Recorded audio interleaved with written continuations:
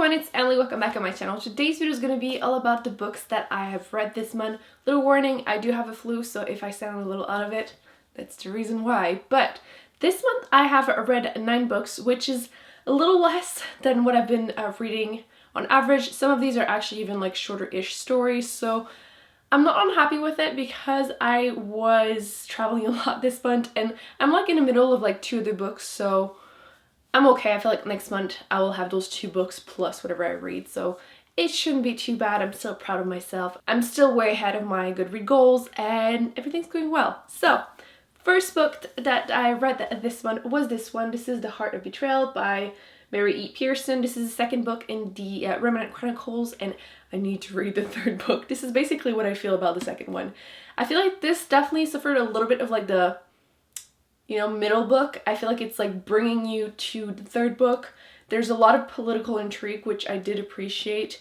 It's a little bit more slow pace. And the romance didn't bother me. I feel like since it is a romance in a fantasy world, which I'm usually not big on romance, this definitely didn't annoy me, which is great. But I'm excited to see how it's actually going to be like concluded. Yeah, I did give it a 4 stars, I believe, and I liked it. I don't feel like a lot of action ended up happening in there, but I'm curious. I will definitely finish the series. Next book I read was huge. I feel like this one was pretty big, but this one is definitely the biggest that I've read this month, and it is the final book in this trilogy. This is The Conjuring of Light by V.E. Schwab, which is the third and final book in the Shade of Magic trilogy, and I feel like I have so much to say about this, but I don't feel like I'm gonna remember everything. It's like sickly brain right now. I have to say, this book starts where the other one left, and it's like action-packed for like the 600 plus pages. So a lot of action. It's like almost too much in my opinion. I still like the fact that there's small chapters. It just keeps you very engaged. It's easy to just be like, oh, just one more, and then you end up reading the whole thing. It read really fast. If you don't know anything about this series, you're basically following 2 main characters. There's Lila, who wants to become a pirate, and then you follow Kel, who has magical power and he can move between worlds, 4 different Londons.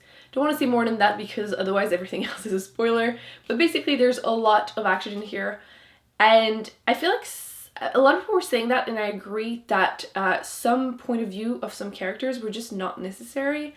I feel like it could have easily just been pretty much just these 2 characters' point of view the whole book. For example, like the king and queen. Honestly, I don't feel like it brought anything to the story. Like, everything that happened with them could have just pretty much not been there. I also think that the ending was not fair to some of the characters. I feel like they could have had like a better end. And lastly, I want to mention that I feel like Lila's character was becoming super, is it 1 or 2 dimensional? Like, she had like a very, very flat character. I feel like instead of being more and more like deep and complex as the books go on, I feel like now she's just like a caricature of what she was. And yeah, I don't feel like it was, she didn't have as much going on for her compared to the male characters. I definitely felt like it was lacking. Anyway, I feel like I'm not finding the right words today, but you get what I mean. And yeah, if you have read it, what do you think about it? Because honestly, I'm a little torn. It's still a fantastic series. I gave it a 4 stars. The first one I gave 4.5, the second 5, and then this one 4. So it's still a really great series, a great fantasy adult series, which I enjoyed. But I feel like the 3rd book is my least favorite one, so it's a little bit like meh to finish a series on that note. But yeah, I enjoyed it, recommend it, but there's a few things I would have done differently. Then I read the book that was probably the one that I was the most excited for, and it is this one. This is The First 15 Lives of Harry August by Claire North. And this one also gave it 4 stars. I feel like I gave a lot of 4 stars this month, and I don't think did I give it 5 stars to anything? I don't think so. So it goes to show that I had a good month, much better than the last 2 months, but it wasn't like amazing, mind-blowing like reads either. This one, I adore the premise. You're following Harry August. He is one of those people that whenever he dies, he just comes back and starts all over again. And he goes through, in this book, his first 15 lives. And at number 11, there's someone that comes and lets him know that someone is changing the future, and he just basically has to try and fix it. So that's kind of what I knew when I went into it, basically sci-fi adult book. But what I didn't know is that there's quite a bit of like thriller elements in there, which I enjoyed.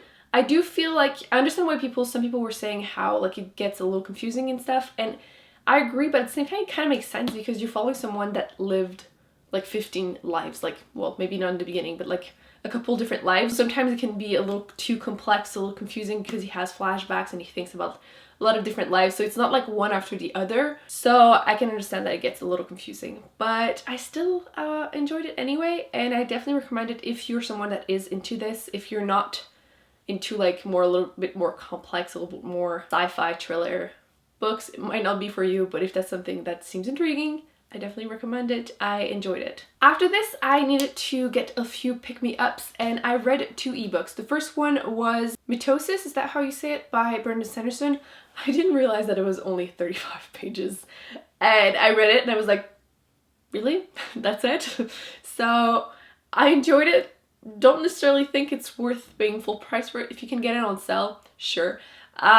It's like the 1.5 in that series. I read the first one, Steelheart, right here, and I was planning on reading the second one, and then I realized that it was that short ebook, and I was like, oh, why not? You know, that way I don't miss out on anything. And I will let you know if it was like necessary, but it didn't feel like it. So yeah, I give it 3.5. It wasn't bad. It was still super intriguing. I feel like Brandon is really good at creating like interesting scenarios, but Then I read Snapshots? You'll see the picture. Again, Brandon Sanderson. This is his newest short story, and I enjoyed it. I gave it 4 stars because maybe I tried to read it too fast. I don't know. There's, again, 130 something pages, I think. And it was great. It was very different from anything else that I've read from him. It's more like a detective type of thing, but the thriller all happens in a like virtual world. So basically there's 2 detectives that go inside that, I can't remember the name, that place, that virtual world, and they can relive a day, and then they can go to a place where a crime occurs, and then they can just see it happen, and then, you know, they can figure out what happened and then just tell the police in real life, you know, where everything is, like where's the gun and things like that. So definitely was great. I liked the layers. It was definitely interesting, and if you're just looking for a little like thriller pick-me-up type of book, it's different. There's quite a bit of sci-fi in there, and I enjoyed it. I had been hearing so many great reviews about this book, that's why I obviously wanted to read it, and it is this one. This is The Long Way to a Small Angry Planet by Becky Chambers, and I had heard it was YA, but I'm pretty sure that's adult, and I was really surprised. The thing is, don't go into this thinking it's going to be action-packed at all. It's a sci-fi, like, character-driven, like, really character-driven type of story, but I really liked it. You're following multiple characters that are, like, most of them being different, like, they're all aliens, and there's a few humans, so there's a lot of, like, politics, a lot of, like, gender, relationships, and, like, it was great. There's no way I can describe it. It might be a bit slow-paced for most people, but there's a lot of like friendships, and it's basically a feel-good type of book. I was reading it, I googled a few times, and it just makes you feel good inside. You're just seeing those great relationships between characters, and yeah, it just makes you feel all warm and fuzzy. So that's basically all I want to say. I am totally planning on reading the second book, which it's already out. I've been told it's different from the first one, but I don't really care. I definitely am intrigued and want to read it. I recommend it if that's something you're into. I have been wanting to read more nonfiction, and my first one of the year, yay, is this one. This is Brain on Fire, My Month of Madness by Susanna Cahalan, and you're following, basically, this is her story. She started being sick pretty much overnight. She went a little crazy, and she just, like, doctors just didn't know what was wrong with her. Just think basically like Dr. House, but real life. If you're fascinated by those type of stories, like real life, like medical weirdness happening, I would recommend it. I do have to say it's a bit boring if you are looking for something more than that. I could definitely understand why some people would not be interested.